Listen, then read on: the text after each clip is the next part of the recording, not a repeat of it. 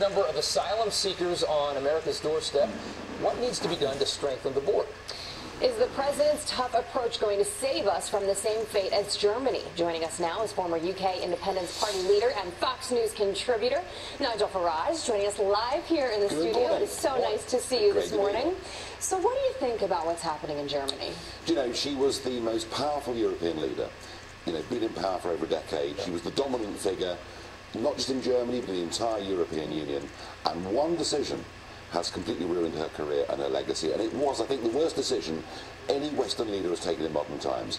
As many of you as want to come, can come. Over 1 million people came into Germany. And you know, we've now seen in the last 4 years, over 1,000 people in Europe killed or maimed by refugees coming into these countries. And a new party in Germany has emerged. It's called the AfD, the Alternative for Deutschland.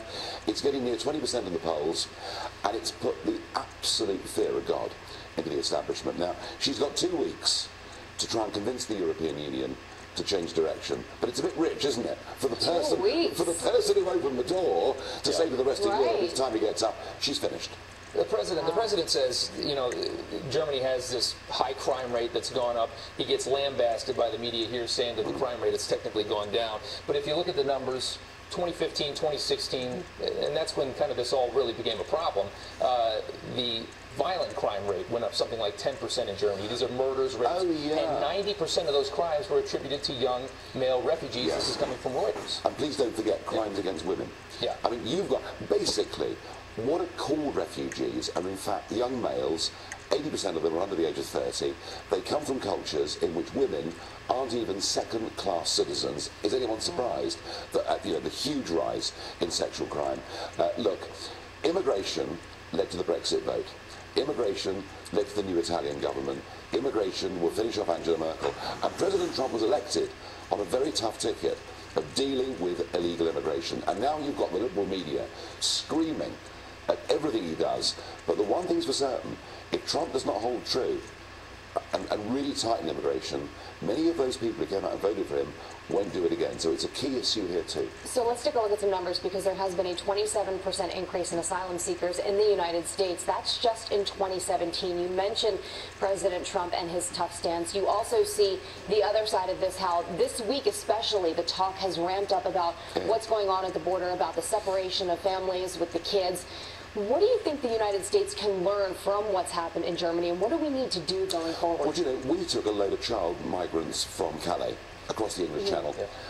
It turned out many of those who were called children were in fact over 18, and one of them tried to blow up the London subway. So it's very easy to be compassionate, but you've got to understand that in the case of America and these borders, many of these children are actually being used as a means to get other people in, many of whom aren't even their families. You've got to, Trump has got to stay tough on this and ignore all the screams coming from the liberal media. Is the tough part being pragmatic while not appearing to be soulless? Because, I mean, it's clear when you look at the numbers in asylum seeking in this country, this is being abused at a record rate. I mean, there's not just suddenly 1,000% more people that need asylum from other countries. No, it's just, this is the loophole. They figured out the loophole, and they're being told what to do. They're being coached on how to do it, and here they are. Well, you know, Trump has done many things that he promised the electorate he would do. It's very impressive.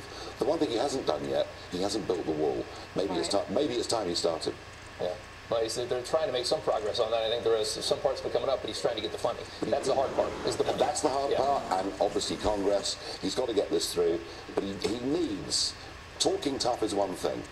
Delivering is what really matters. Talking and acting. Absolutely. Nigel Farage, great to have you here with us.